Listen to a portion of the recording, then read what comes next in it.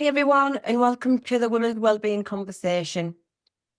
Today our topic is in support of Menopause Day, and that's 18th of October, and it's about raising awareness and sharing knowledge in regards to menopause. This year's theme is lifestyle medicine and menopausal health, and today joining us is Karen Black, nurse practitioner with an interest in menopause, who works at the Women's Health Clinic. Karen supported an array of women through some of life's most personal and at times traumatic transitions. And it's wonderful to have you here, Karen. Welcome. Thank you for inviting me. No problem at all. So, Karen, just to start off with, to give us a little bit of flavour about menopause and the ladies you treat, what really happens to the body during menopause? So quite a lot of changes happen, Jill, during the menopause. So obviously the decline in estrogen has lots of different effects on our bodies, both physical, mental, emotional. It's not just all about the hot flushes and the sweats. It can cause things like issues with sleeping. It can really affect our moods. Even things like our gut health changes as well. We sometimes lack motivation, therefore, sometimes exercise can be quite an issue as well. So it's good that we're talking about these things today, obviously, just to give people a wee bit of insight as to small changes that they can even make to help with their journey through menopause. Thank you. So, obviously, being a nurse myself and doing telephone assessments at the Women's Health Clinic, there's so much variety between women with menopause. Why is that? So there's a few influences. So things like all this obviously are individual sort of differences. Things like genetics, race, ethnicity, cultural things as well. You know, different cultures. Maybe the women aren't maybe not able to sort of say that they're going through menopause, and obviously lifestyle as well. And this is why women are all they really should be looked at individually and treated as individuals as well, because every single woman will have a different menopause journey. So this is why it's so important that we give women a very specialist individual care when they're going through this journey. Absolutely. And I think there's a lot to miss out there, isn't there, about menopause, about HRT. So what do you find that you come across that's the biggest myth about menopause when you speak to your ladies? So I think one of the biggest things is that a lot of women think that they shouldn't be in menopause because they're maybe in their 40s. So a lot of women start menopause, they're very early 40s, and they may be in the perimenopausal stage, but some of these symptoms in perimenopause can be quite horrific. It's not just a case of, oh, you're 42, there's no way you're going through menopause. A lot of these women start on their journey about 10 years before they actually hit full-blown menopause. So I think the biggest myth is that, well, you're too young. And I think that's a thing that a lot of women hear is you're too young to be going through menopause, and that is not the case. And I think you find, don't you, like when we do in telephone assessment team are doing the triage as such, is that's what you do find that come to us at the point of either I'm at the end of my tether or Absolutely. it's really true. And I'm really going through Yeah. menopause at this age. And I think that reassurance that it's fine, we're here, we're going Yeah. to, Yeah. there's like a light at the end of the tunnel type thing, Yeah. is a massive thing. If the nurses on the telephone line do find that as well. Yeah. I mean, the relief on women's faces when you acknowledge their symptoms and just say, yes, absolutely, you are going through perimenopause or menopause. I think it's a huge relief for a lot of women because they've maybe been struggling for years and they are just at the end of their tether and they don't know where to turn. And that itself is, I guess, like just giving them a big hug, do you know, because it is such a relief for them to have it all acknowledged. Like, you know, acceptance, isn't it? Absolutely. So like you said that there's lots to say, you know, I don't want to go on HRT or I want to be on HRT. It's so confusing, not just dealing with the physical, emotional symptoms as a massive impact on their life. You've got a lot of inquiries before the ladies even get to the menopause appointment of, do I have to go on HRT?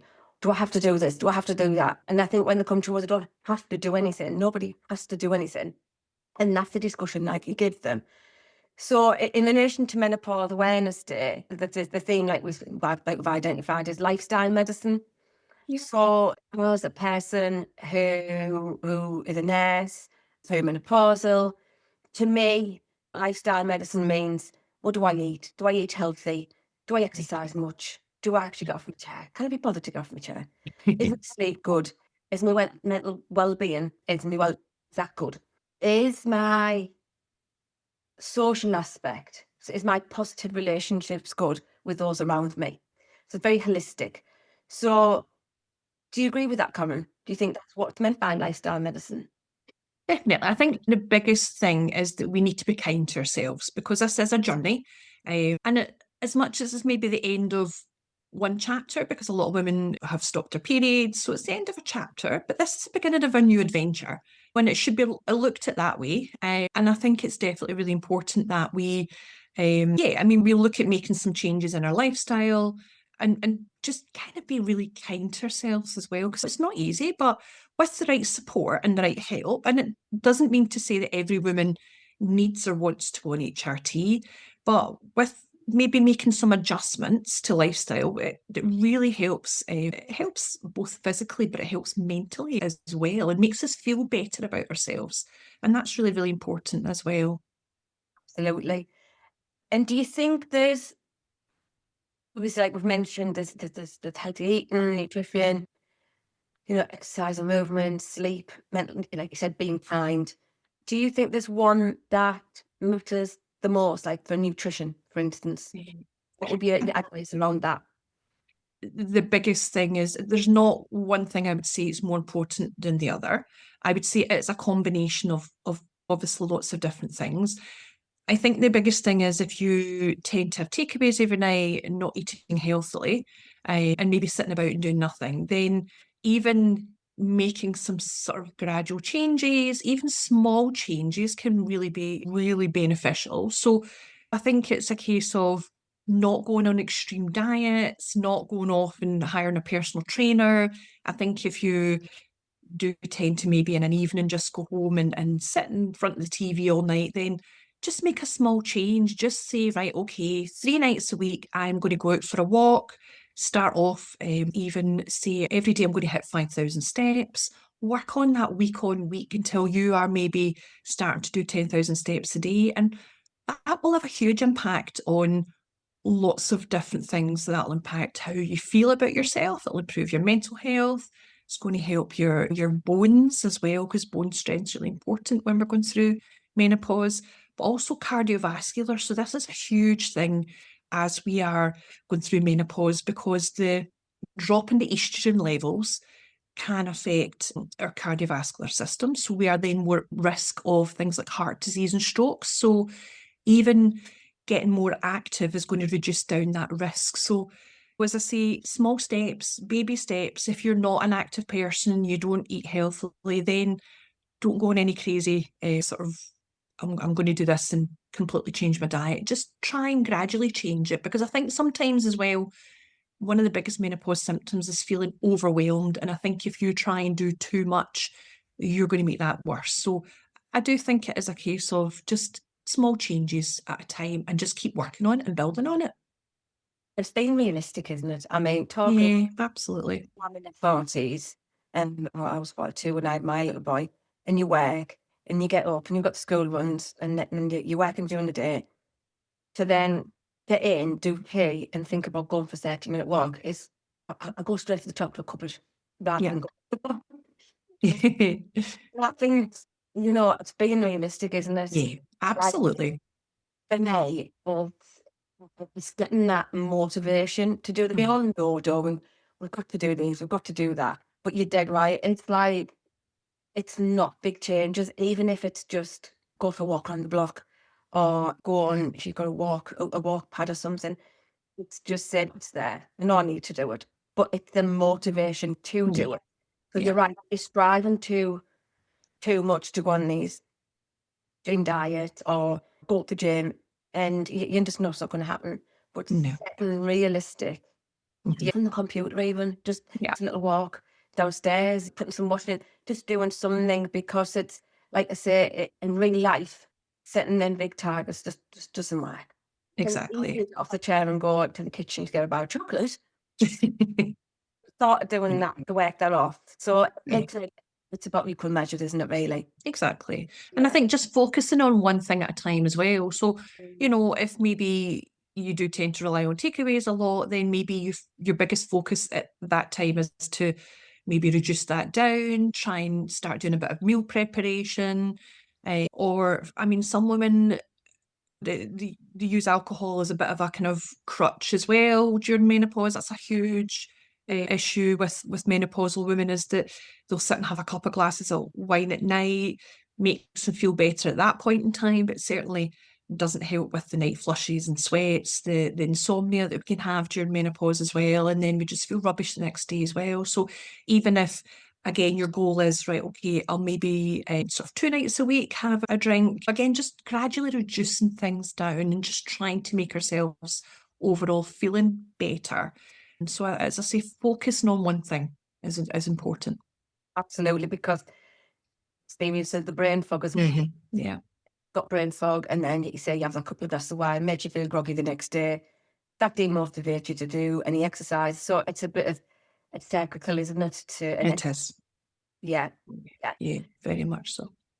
So looking at the social and emotional element, you know, it's having a support network, isn't it? Yes, yes, With lifestyle medicine, you've got to have that support network. So how would you think absolutely. that families or the workplace can be supportive in that? Yeah. I think menopause for a lot of women can be quite lonely. I think a lot of women don't want to say, especially if they work in an environment where people are maybe younger, they're working in younger environments. And again, I suppose we have to let our families know, we have to let our partners know, because it's a huge thing, is we do have mood changes, when if we're not sleeping and we're maybe kind of irritable the next day, or anxiety as well. Anxiety is a big thing for a lot of women who they then stop going out, they stop socializing because the anxiety just feels quite overwhelming. So I do think it's really important that we do chat about it, even if you feel you can't chat about it at your workplace because of younger colleagues. Maybe you have somebody, or maybe within management, that is more understanding, that you chat to them and just say, this is kind of what I'm going through, so that they're aware. But definitely family support at home as well, because we are different when we're going through this. Our certain personalities can be quite different. So I think it's really important is just letting your partner know and keeping them up to date with how you're feeling as well. And I always think if people have the knowledge, they have a better understanding. So if you're giving your partner the knowledge, then they understand better, and that they don't think, oh, it's me, that they don't like me anymore, or again, because of how it can affect us with relationships as well, menopause. I think it's also reassuring your partner it's not you, it's just what I'm going through just now. And it gives them a kind of I suppose an opportunity to chat about it as well, because they probably have questions, they probably want to understand a bit better as well, and obviously it's good to have that conversation with them. Absolutely. And I think it's not uncommon, and I think it's really important for those ladies listening out there, and partners and family and work colleagues, is there's lots and lots of different signs and symptoms of the menopause journey. And one being you can get a little bit paranoid, and for someone else to understand it, or not being open to say this is part of it, and not explaining that, can really affect relationships.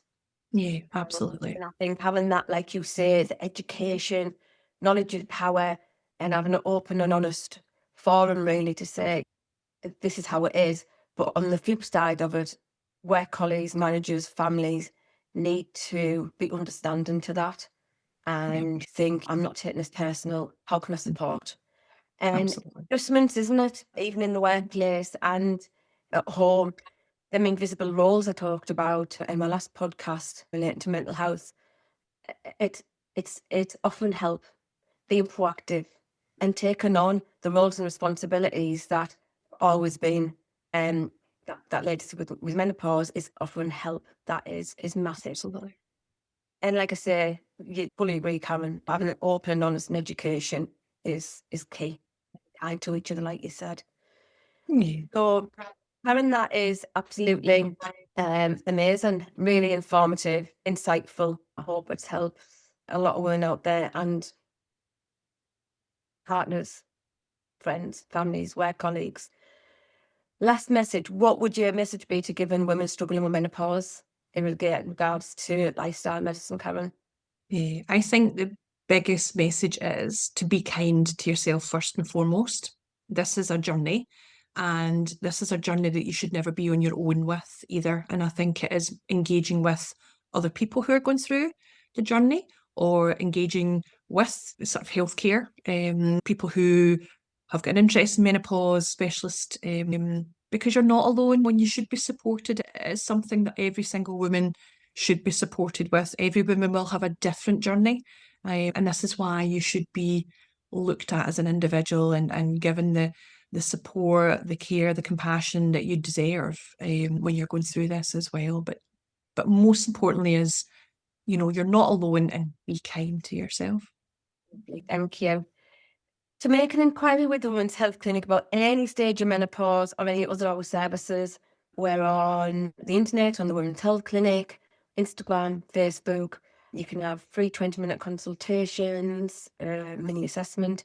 We're here to support in every aspect. Next week, we'll be doing a podcast on menopause in the workplace and how you should be supported.